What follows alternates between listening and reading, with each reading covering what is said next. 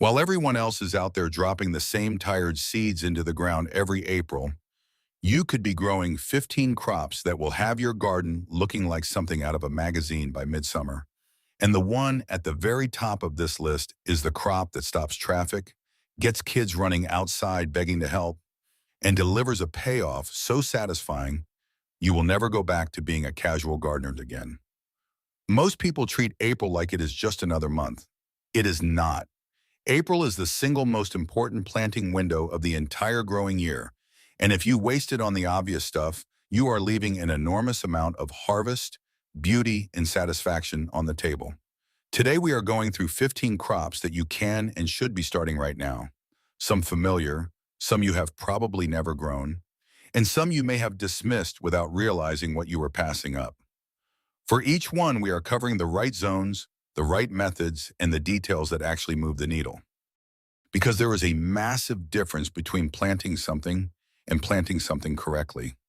Stay until the end, because number one is worth every second of your time. Let us start at 15. Cypress vine. The first reaction most people have when they see an ornamental on a growing list is to scroll past it. Do not do that here. Cypress vine is a fast-climbing annual with foliage so delicate and feathery, it looks almost tropical, and it produces these tiny, jewel-bright, star-shaped blooms in deep red, soft pink, and clean white. Hummingbirds are absolutely obsessed with it. The reason it earns a spot on an April list is simple. It needs time to build up before it can really perform. If you are in zones 4 through 6, get it started indoors on a heat mat right now. Zones 7 through 11 can direct sow once overnight temperatures are holding above 50 degrees. Give it a fence, a trellis, anything vertical, and it will cover bare, ugly structures in a matter of weeks. If you have been looking for something to fill vertical space with real visual impact while also drawing pollinators, cypress vine is one of the most overlooked answers in the entire gardening world. Number 14, cosmos. There is an argument to be made that cosmos are the most undervalued flower a home gardener can grow, and the people who discover them usually become devotees for life. They are annuals, they are borderline effortless, and a single planting will supply you with blooms from midsummer all the way until the first hard frost. Zones 5 through 9 can direct sow right in April. If you are in zone 4 or colder, start them indoors about 4 weeks before your last expected frost. Here is the move that separates good cosmos growers from great ones. When your plant reaches about a foot tall, pinch out the center tip. What happens next is almost magical. Instead of one main stem pushing upward, you get 3, 4, sometimes 5 branching stems, each carrying its own blooms. Varieties like Sensation Mix, Cupcake Blush, and the pale yellow Xanthos are all reliable, heavy-producing options. If you are building a cutting garden, cosmos are not optional. They are the backbone of it. 13. Roselle. Pay very close attention here because this plant is genuinely one of the best-kept secrets in the edible garden world. Roselle is a member of the hibiscus family, and it looks stunning in a garden bed, tall, architectural, with beautiful foliage and flowers that turn heads. But what you're actually growing it for is the calyx, that fleshy crimson structure that forms around the seed pod once the flower falls. Those calyxes have a flavor somewhere between tart cranberry and floral hibiscus. You can steep them into teas, cook them down into blends, or turn them into syrups and drinks that are rich in antioxidants. Zones 8 through 11 can direct sow in April once soil temperatures reach 65 degrees. Zones 5 through 7 should start roselle indoors, 6 to 8 weeks before their last frost, because it needs a long, warm season to hit its stride. This plant does everything right. It is beautiful, productive, unusual, and genuinely useful in the kitchen. What is your soil temperature sitting at right now? That question matters more than almost anything else you will do this April, because every crop we are covering today has a threshold. And working with that threshold instead of against it is what separates thriving plants from struggling ones. 12. Peanuts. Most people have never once considered growing peanuts at home, and that is a genuine shame because it is one of the most fascinating processes in the entire vegetable garden. Peanuts are a legume, not a tree nut, and they develop underground in a completely unique way. After the yellow flower is pollinated above ground, the plant sends down a structure called a peg that pushes itself into the soil, and the peanut develops from there beneath the surface. Watching it happen is one of those things that genuinely deepens your connection to where food comes from. April is your direct sow window in zones 6 through 11. Full sun, well-drained soil, and 4 to 5 months of consistent warmth are the key requirements. For gardeners in the colder parts of Zone 5, the Northern Hardy Valencia variety was specifically developed for shorter growing seasons and performs impressively. Plant raw-shelled peanuts 2 inches deep, 6 to 8 inches apart. As a bonus, peanuts are nitrogen fixers, which means they are actively improving your soil while they grow your food. 11. Parsley. Yes, parsley. And before you skip past it, understand that most people are growing parsley in a way that is working against them from day one. Parsley is one of the slowest seeds to germinate in the entire herb garden, often taking 2 to 4 weeks to show any life at all. The single most effective way to change that is to soak your seeds in warm water for a full 24 hours before sowing. That simple step can cut your germination time nearly in half. April is the sweet spot for zones 4 through 9. Broadcast sow in a shallow trays or containers, cover very lightly, and keep consistently moist. Flat-leaf Italian parsley is the variety to prioritize if you cook. The flavor is stronger, more complex, and it works across a far wider range of dishes than curly parsley does. Here's the thing most gardeners never find out. Parsley is a host plant for swallowtail butterfly caterpillars. If you spot caterpillars working through your parsley, leave them. You are not losing a crop. You are raising butterflies. Do you know how many plants in your garden right now could be supporting pollinators and wildlife without you doing a single extra thing? The answer might surprise you. 10. Okra. West African in origin, a botanical relative of both hibiscus and roselle, and one of the most reliably productive warm-season vegetables you can grow once summer heat arrives. Okra thrives in zones 7 through 11 when directly sown into soil that has reached 65 to 70 degrees. In zones 5 and 6, start it indoors 3 to 4 weeks before last frost and handle transplanting carefully because okra has sensitive roots that do not recover well from rough handling. If you have ever harvested standard okra and ended up with irritated skin from the fine spines on the pods, the Clemson spineless variety eliminates that problem entirely. It produces abundantly, the pods are smooth, and harvest becomes something you actually look forward to. One rule that experienced okra growers will tell you without hesitation: harvest every single day once the plant is producing. A pod left on the plant even 24 hours too long turns woody and becomes inedible. Pick daily, and the plant keeps rewarding you. 9. Hokdoim. Basil if you grow tomatoes, and we will absolutely be getting to tomatoes. Basil is not a nice addition. It is a requirement. Start basil indoors 4 to 6 weeks before last frost in zones 4 through 7. Zones 8 through 11 can direct sow once soil is at 60 degrees. The single most important thing you can do to keep a basil plant producing it all season long is remove every flower stem the moment it begins to form. Once basil is allowed to bolt and set seed, the flavor deteriorates quickly and the plant begins shutting down. Catch it early, pinch it off, and the plant redirects all that energy into producing more leaves. Genovese is your classic cooking basil, the one built for pesto and pasta. Thai basil brings a different flavor profile entirely and works brilliantly in stir-fries and fresh rolls. Lemon basil is the variety that surprises people most. Drop it into a cocktail or steep it into an iced tea, and the response is almost always the same. What is that, and how do I get more of it? 8.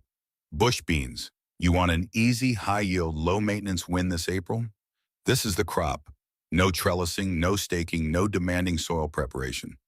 Direct sow 1 inch deep, 6 inches apart, in rows 12 inches apart. Most varieties are harvest ready in 50 to 60 days, which means if you plant now, you are eating fresh beans in early summer. The move that most home gardeners never make with bush beans is succession planting. Put a row in today, another row in 2 weeks, and a third row 2 weeks after that. Instead of one enormous harvest that you cannot keep up with, You get a steady flow of fresh beans running from late spring all the way through late summer.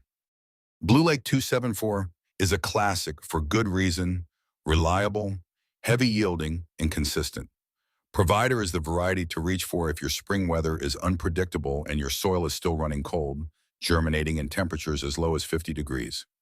Zones 4 through 9 are in the window right now. If you are in zones 10 or 11, your spring bean planting window is actually closing, so move fast. 7. Cucumber. 3 varieties worth knowing. Tasty Green is your Japanese-style slicing cucumber. Long and slender with a thin skin and almost no bitterness. Space Master 80 was specifically bred for container growing, compact in habit and surprisingly productive in a pot on a patio or balcony. Armenian cucumber is your heat-tolerant pick, technically a melon, but grown and eaten exactly like a cucumber, and it handles summer temperatures that would slow down or collapse other varieties entirely. Zones 5 through 9 can direct sow in April once soil hits 60 degrees. Most cucumber varieties move fast from seed to table, typically 55 to 65 days. Grow them vertically on a simple trellis. This is not just about saving space. Growing cucumbers vertically improves airflow around the plant, significantly reduces disease pressure, and makes spotting and harvesting fruit dramatically easier. It is one of those techniques that sounds minor, but changes the entire growing experience. Have you ever grown a crop vertically and been genuinely surprised by how much better it performed compared to letting it sprawl? That shift in growing method applies to more plants than most people realize. 6. Summer squash and zucchini. Here is an honest truth about zucchini. A single well-positioned plant in healthy soil will outproduce almost anything else in your garden. The planting method makes a real difference. Dig a generous hole, fill it entirely with compost, build a slight mound, and plant your squash at the top of that mound. Roots get immediate access to rich nutrition, and the slight elevation ensures good drainage. Then harvest across multiple stages and you will never be bored with it. At 4 to 6 inches, the fruit is tender, mild, and versatile. At 8 inches, it is ideal for roasting and filling. And the one that escaped you and grew to the size of a small log? Hollow it out, stuff it with rice, herbs, and cheese, and roast it. It is genuinely delicious. The flowers are edible too. Stuff them with ricotta, coat them lightly, and fry them, and you will look at your garden in an entirely different way. Emerald Delight, Romanesco, and Max's Gold are 3 varieties that add some visual variety to the harvest. Zones 4 through 10, direct sow in April after last frost. 5. Pumpkin. An April planting for a fall crop feels counterintuitive until you understand the timeline. Depending on variety, pumpkins take between 90 and 120 days to reach full maturity. If you want pumpkins that are genuinely ready for fall, you need to be planting in spring. There is one seed preparation step that most growers skip and should not. Take a nail file and lightly nick the edge of the seed coat before planting. That small abrasion allows moisture to reach the interior of the seed faster and accelerates germination noticeably. Plant 3 seeds per mound, 1 inch deep. Once they sprout and establish, thin down to the 2 strongest plants per mound. If your goal is one spectacular show-stopping pumpkin, let a single vine run and remove every developing pumpkin except one. The entire plant pours its energy into that single fruit, and the result will absolutely impress people. Atlantic Giant for size, Sugar Pie for flavor and eating. Zones 4 through 9. Get pumpkins in the ground this month. 4. Corn. Corn looks simple. It is not, and the single most common reason home gardeners end up with disappointing ears of corn is something completely preventable. Corn is pollinated by wind, not by insects. Pollen falls from the tassel at the top of the plant and needs to land on the silks of neighboring plants to develop full ears. If you plant corn in a single long, straight row, the wind carries pollen away rather than across, and you end up with ears that are missing kernels across entire sections. The solution is a block. Plant in a square formation, minimum 4 rows by 4 rows, with seeds sown 6 to 12 inches apart, 1 to 2 seeds per hole, 1 inch deep. A full block of corn pollinates itself effectively. Honey Select and Peaches and Cream are excellent sweet corn choices for fresh eating. Robust Yellow Hullis gives you popcorn at the end of the season, which is a deeply satisfying project. And if you have never seen glass gem ornamental corn in person, look it up. The ears are so visually striking, they barely look real. Zones 5 through 9, direct sow after last frost in April. 3. Tomatoes. There is no legitimate April planting conversation that leaves tomatoes out. This is the crop that turns casual interest into a genuine gardening identity, and there are right ways and wrong ways to approach it. For zones 5 through 9, start transplants indoors 6 to 8 weeks before last frost, or pick up starts from a nursery in April. Zones 9 and 10 are already rolling on spring tomatoes and should be prioritizing heat-tolerant varieties. Undeterminate varieties are your continuous harvest workhorses. Cherokee Purple delivers complex, deeply rich flavor unlike anything from a store. San Marzano is the variety behind genuinely great homemade sauce. Sun Gold Cherry Tomato is small, orange, and so sweet that people who try it often eat the entire cluster standing in the garden before they ever make it inside.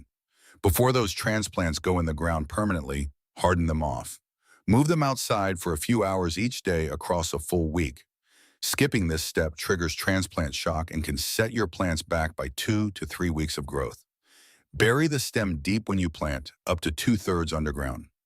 Every section of buried stem develops new roots, and the result is a stronger, more drought-resistant plant with a much more stable foundation. 2. Sweet potato. The most common mistake people make with sweet potatoes is treating them like regular potatoes and trying to plant the whole tuber. That is not how sweet potatoes work. You grow them from slips, which are rooted shoots taken from a sprouting sweet potato. Here is how to produce your own.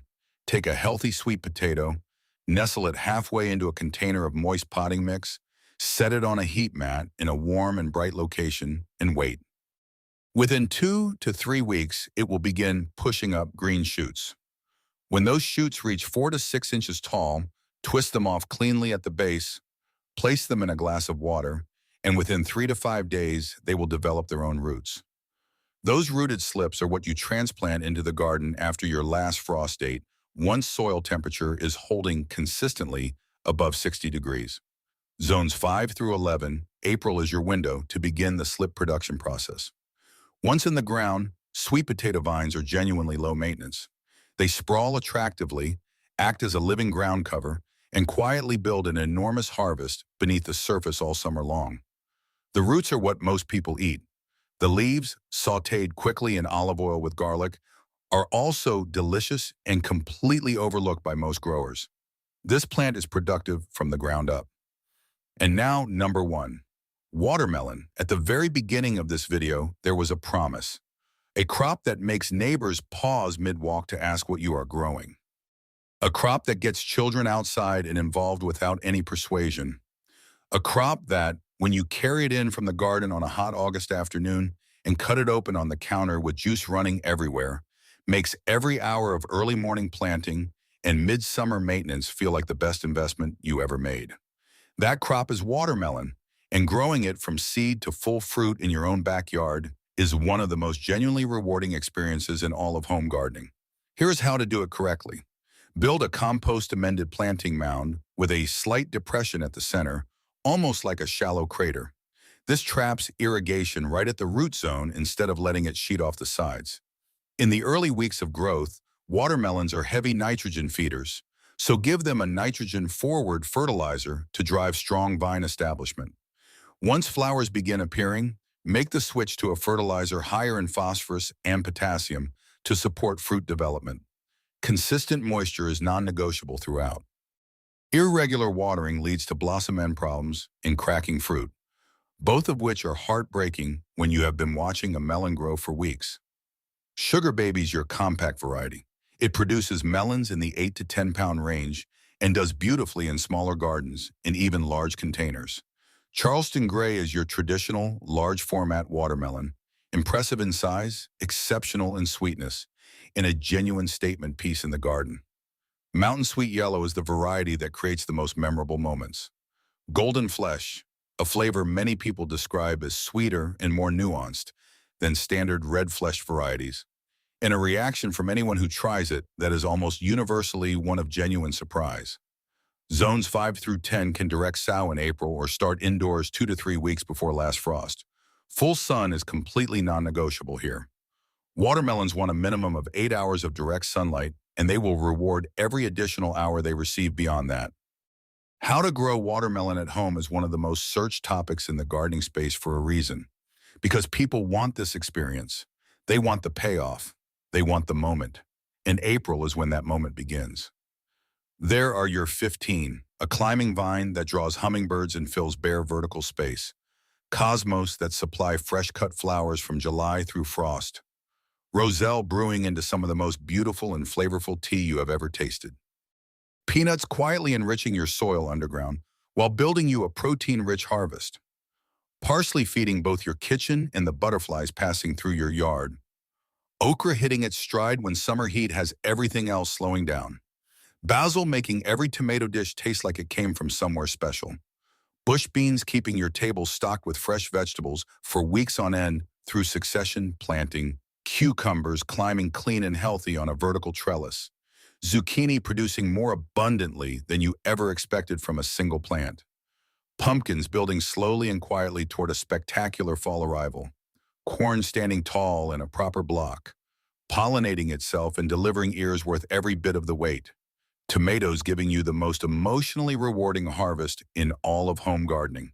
Sweet potatoes storing up energy all summer for a fall dig that genuinely surprises you every single time. And watermelon, the one crop you grow once and never stop growing. Your garden can be something genuinely special this year. Not because luck happens to favor you, but because you started at the right time, with the right information, with real intention. That is what separates a forgettable season from one you will talk about for years. If this helped you, take a second and give this video a like. It genuinely helps more people find this content, and it means a lot to this channel. Subscribe to my channel so you do not miss what is coming, because every week there is something new worth growing. Drop a comment below and tell me which crop on this list you are most fired up to try. Every comment gets read. Now stop watching and go plant something.